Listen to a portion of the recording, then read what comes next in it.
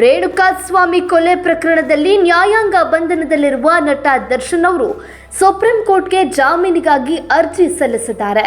ಸಾಕ್ಷ್ಯಗಳ ವಿಚಾರಣೆಯಲ್ಲಿ ವಿಳಂಬ, ಜೈಲಿನಲ್ಲಿ ಸೌಲಭ್ಯಗಳ ಕೊರತೆ, ಕುಟುಂಬವನ್ನು ಭೇಟಿ ಮಾಡಲು ಜೈಲಧಿಕಾರಿಗಳಿಂದ ಅವಕಾಶ ನಿರಾಕರಣೆ, ಆರೋಗ್ಯ ಸಮಸ್ಯೆ, ಸಹ ಕೈದಿಗಳಿಂದ ಕಿರುಕುಳ, ಬೆದರಿಕೆ, ಇನ್ನು ಕ್ವಾರಂಟೈನ್ ಸೆಲ್ನಲ್ಲಿ ಇಟ್ಟಿರೋದು, ಹೀಗೆ 16 ಕಾರಣಗಳನ್ನು ನೀಡಿ ದರ್ಶನ್ ಅವರು ಜಾಮೀನಿಗಾಗಿ ಸುಪ್ರೀಂ ಕೋರ್ಟ್ಗೆ ಅರ್ಜಿ ಸಲ್ಲಿಸಿದ್ರು. ದರ್ಶನ್ ಪರ ವಕೀಲರು ಹಾಗೂ ವಿಶೇಷ ಪಬ್ಲಿಕ್ ಪ್ರಾಸಿಕ್ಯೂಟರ್ ವಾದ ಆಲಿಸಿದ ಸುಪ್ರೀಂ ಕೋರ್ಟ್ ದರ್ಶನ್ರ ಜಾಮೀನು ಅರ್ಜಿಯನ್ನ ಪುರಸ್ಕರಿಸಿಲ್ಲ. ಬದಲಿಗೆ 1 ವರ್ಷದ ಕಾಲಾವಕಾಶವನ್ನ ನೀಡಿದೆ. ಜಾಮೀನು ಅರ್ಜಿಯ ವಿಚಾರಣೆ ಆಲಿಸಿದ ಸುಪ್ರೀಂ ಕೋರ್ಟ್ ಪ್ರಕರಣದ ವಿಚಾರಣೆಗೆ 1 ವರ್ಷದ ಕಾಲಾವಧಿ ನೀಡಿದ್ದು, ಅಷ್ಟರಲ್ಲಿ ಕನಿಷ್ಠ 60 ಸಾಕ್ಷ್ಯಗಳ ವಿಚಾರಣೆ ಮುಗಿಯದಿದ್ದಲ್ಲಿ ಜಾಮೀನು ಅರ್ಜಿಯನ್ನ ಪರಿಗಣಿಸುವುದಾಗಿ ಹೇಳಿದೆ. ಇದರಿಂದಾಗಿ ದರ್ಶನ್ಗೆ ಕನಿಷ್ಠ 1 ವರ್ಷ ಜೈಲುವಾಸ ಕಾಯಂ ಆದಂತಿದೆ. 1 ವರ್ಷದ ಬಳಿಕಷ್ಟೇ ಅವರು ಜಾಮೀನಿಗೆ ಅರ್ಜಿ ಸಲ್ಲಿಸಬಹುದಾಗಿದೆ. ಆಗಲೂ ಸಹ ದರ್ಶನ್ಗೆ ಜಾಮೀನು ಸಿಗುವ ಖಾತ್ರಿ ಇಲ್ಲ.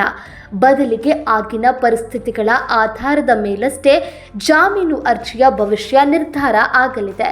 ಸುಪ್ರೀಂ ಕೋರ್ಟ್ನಲ್ಲಿ ನಟ ದರ್ಶನ್ ಪರ ವಾದ ಮಂಡಿಸಿದ ಖ್ಯಾತ ವಕೀಲ ಮುಕುಲ್ ರೋಹ್ಟಗಿ 272ಕ್ಕೂ ಹೆಚ್ಚು ಸಾಕ್ಷಿಗಳು ಪ್ರಕರಣದಲ್ಲಿದ್ದು, ಈವರೆಗೆ 10 ಸಾಕ್ಷಿಗಳು ಮಾತ್ರವೇ ವಿಚಾರಣೆ ಮಾಡಲಾಗಿದೆ.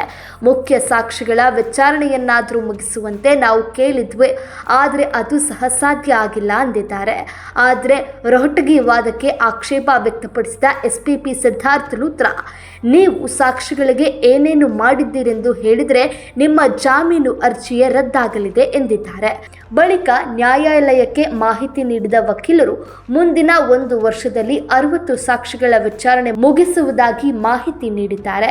2 ಕಡೆಯ ವಾದ ಆಲಿಸಿದ ನ್ಯಾಯಮೂರ್ತಿಗಳು 1 ವರ್ಷದ ಒಳಗೆ 60 ಸಾಕ್ಷಿಗಳ ವಿಚಾರಣೆ ಮುಗಿಸಿ ಆ ಬಳಿಕ ವಿಚಾರಣಾ ನ್ಯಾಯಾಲಯದಲ್ಲಿಯೇ ಆರೋಪಿ ಜಾಮೀನಿಗೆ ಅರ್ಜಿ ಸಲ್ಲಿಸಬಹುದು ಎಂದಿದ್ದಾರೆ. ಜೊತೆಗೆ ಆರೋಪಿಗೆ ಇತರೆ ಕೈದಿಗಳಿಗೆ ನೀಡಿರುವ ಸವಲತ್ತುಗಳನ್ನೇ ನೀಡಬೇಕು ಎಂದು ಸೂಚಿಸಿದರು. ಕ್ವಾರಂಟೈನ್ ಸೆಲ್ ಬಗ್ಗೆ ಯಾವುದೇ ಸೂಚನೆ ಅಥವಾ ಆದೇಶವನ್ನ ನೀಡೋದಿಲ್ಲ ಅಂತ ನ್ಯಾಯಮೂರ್ತಿಗಳು ಹೇಳಿದ್ದಾರೆ.